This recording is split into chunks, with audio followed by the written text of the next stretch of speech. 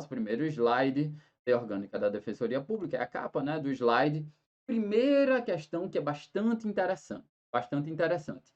E o artigo primeiro ele vai trazer o que nós podemos chamar do conceito de defensoria pública. O conceito de defensoria pública. A defensoria pública é uma instituição permanente, diz o artigo primeiro, né? Essencial à função jurisdicional do Estado, incumbindo-lhe como expressão e instrumento do regime democrático, fundamentalmente a orientação jurídica, a promoção dos direitos humanos e a defesa em todos os graus, judicial e extrajudicialmente, dos direitos individuais coletivos, de forma integral e gratuita aos necessitados, assim considerados na forma do inciso 74 do artigo 5º da nossa Constituição. Esse artigo primeiro é um artigo imenso, é um artigo imenso, e a questão vai ser a gente entender esse artigo primeiro que eu vou trazer para vocês. Então, o que vocês viram no artigo primeiro que está todo, digamos assim, numerado, eu vou trazer no próximo slide para vocês, para a gente destrinchar essa questão, né? Então, a Defensoria Pública é uma instituição permanente. O que significa ser uma instituição permanente? Primeiro, instituição é o quê? A gente não está falando de poderes dos estados.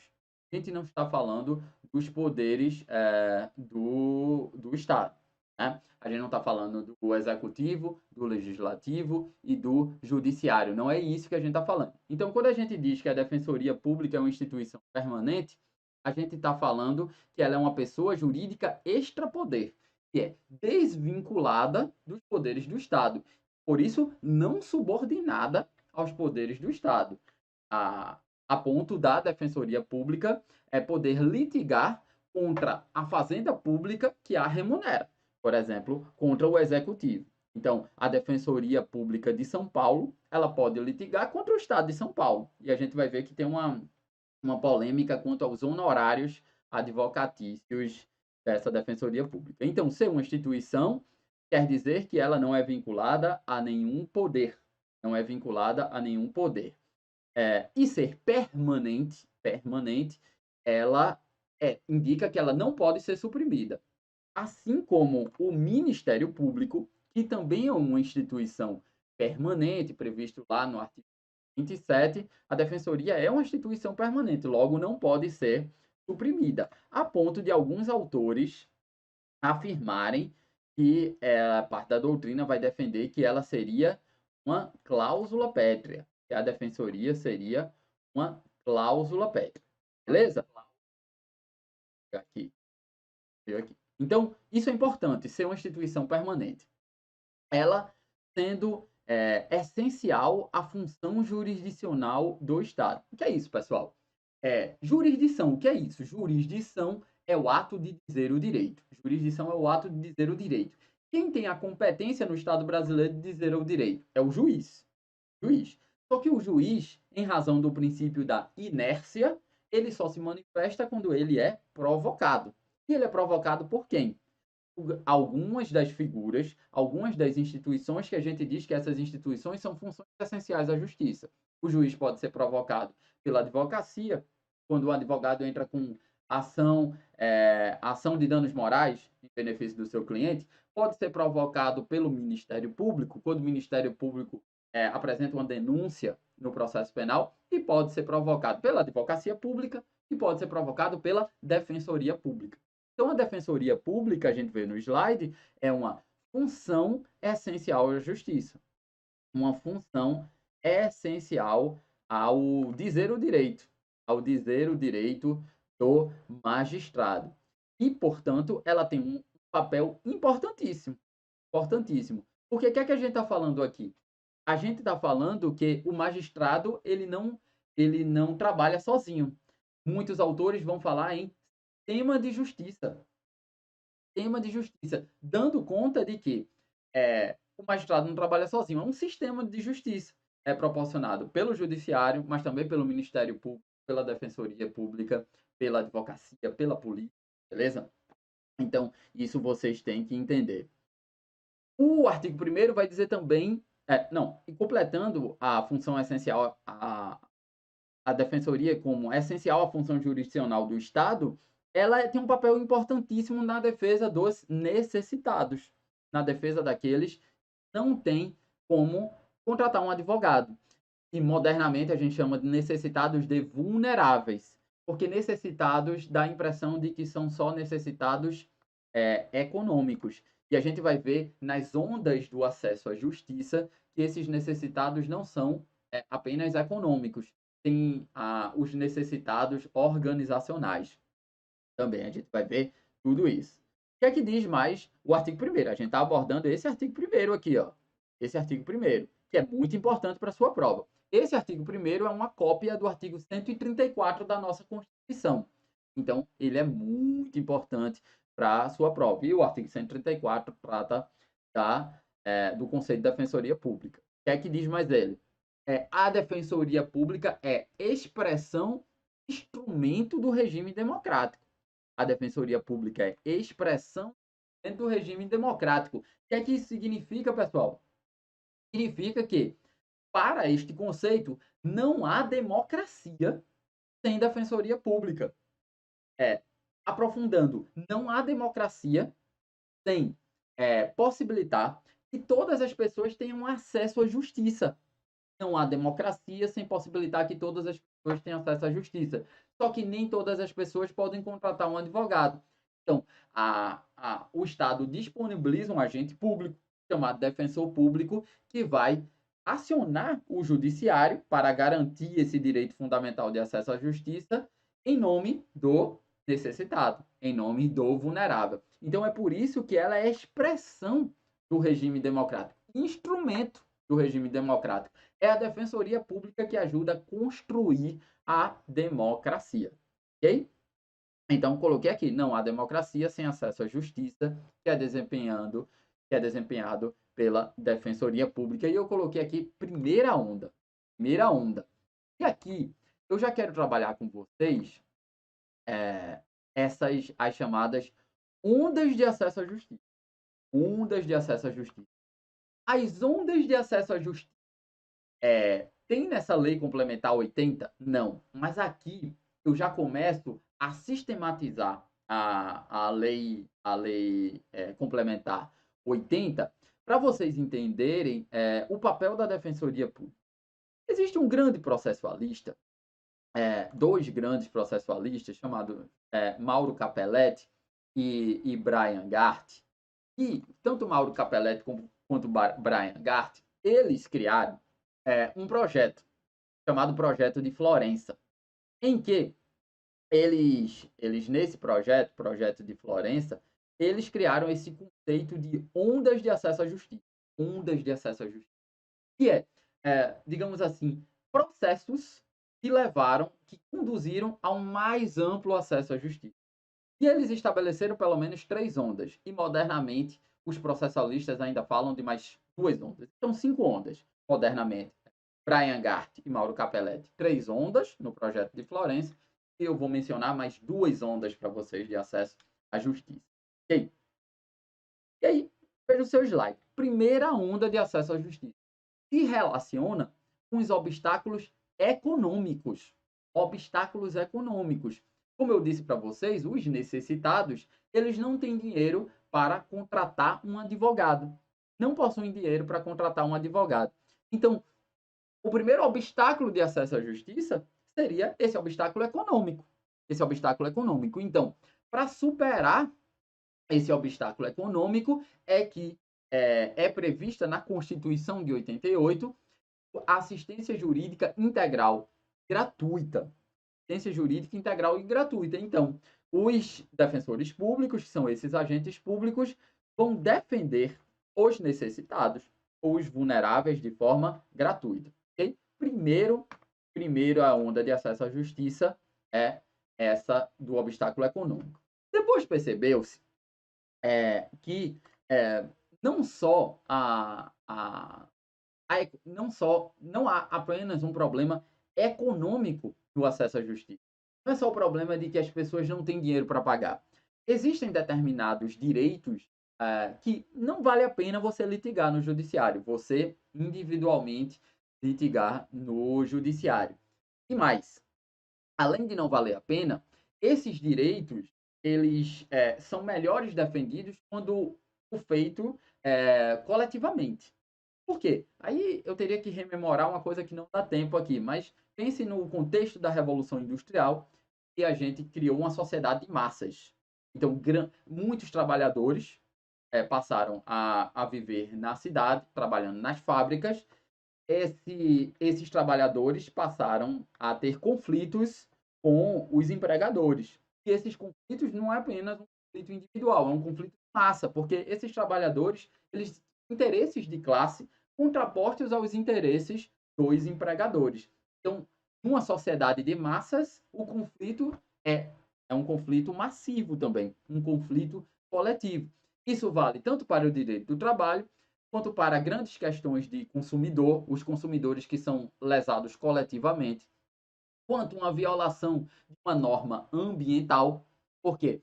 Quando nós temos a violação de uma norma ambiental, a poluição de um rio, ou a expedição de poluentes por uma fábrica, a quem é atingido não é apenas uma, duas, três pessoas, são pessoas indetermináveis, segundo pegando o conceito do artigo 81 do Código de Defesa do Consumidor. São pessoas indetermináveis. Então, a lesão não é individual. Não há como mensurar individualmente essa lesão. Essa lesão é coletiva. Então, surge a segunda onda de acesso à justiça, que é esse obstáculo organizacional e a tutela coletiva. São direitos, a vulnerabilidade não é apenas de ordem econômica, é uma vulnerabilidade que exige uma atuação coletiva. Uma atuação coletiva. E aí, a lei da ação civil pública, por exemplo, ela prevê a defensoria pública, assim como o Ministério Público, para atuar na tutela coletiva, por exemplo. Beleza? Então, essa é uma segunda onda, segundo obstáculo. Terceira onda de acesso à justiça relaciona-se aos métodos alternativos de soluções de conflitos. Todos vocês que já tiveram um problema jurídico, procuraram o Poder Judiciário, vocês perceberam que o Poder Judiciário é um poder muito moroso, é um poder muito lento. E muitas vezes, quando resolve o conflito jurídico, já não há mais tanta razão de ser. O grande jurista Rui Barbosa, ele diz o seguinte, olha, justiça lenta é justiça injusta. Vê que frase. Lenta é justiça injusta. Na medida em que questões que não são decididas de forma contemporânea, elas fazem com que se prolonguem situações e, mesmo quando há a decisão, já não há muito sentido naquela decisão. Beleza? Então, o que é que a doutrina passou a desenvolver? A doutrina passou a adotar a ideia de métodos alternativos de resolução de conflitos. Alternativos a quê? Ou alternativos a quem? Alternativos ao Poder Judiciário. Aqueles conflitos que são resolvidos fora do Poder Judiciário. Para evitar essa delonga, essa demora do Poder Judiciário, mas não apenas para evitar a delonga. E não apenas fora do Poder Judiciário, na medida em que centros de conciliação e mediação muitas vezes funcionam no próprio Poder Judiciário, mas eles são resolvidos ou auxiliados a serem resolvidos por conciliadores e mediadores. Né? A doutrina da Defensoria Pública costuma chamar isso de métodos adequados, não de métodos alternativos, como se o método do judiciário fosse uma regra. Métodos adequados. Existem conflitos que são melhores resolvidos por um juiz, sim, mas existem conflitos melhores resolvidos pela conciliação entre as partes. Então, essa terceira onda relaciona essa ideia de buscar métodos mais simplificados e não a burocracia do judiciário. Um exemplo é o juizado das pequenas causas, mas o próprio CDC ele também traz essas questões. Veja o que CDC não, CPC, Código de Processo Civil, ele diz o seguinte, ó, no artigo 3º, parágrafo 2º. O Estado promoverá, sempre que possível, a solução consensual dos conflitos. Então, conciliação, mediação e outros métodos, o que também se chama na doutrina processualista de direito fundamental ao modelo multiportas. Beleza? Vamos seguir.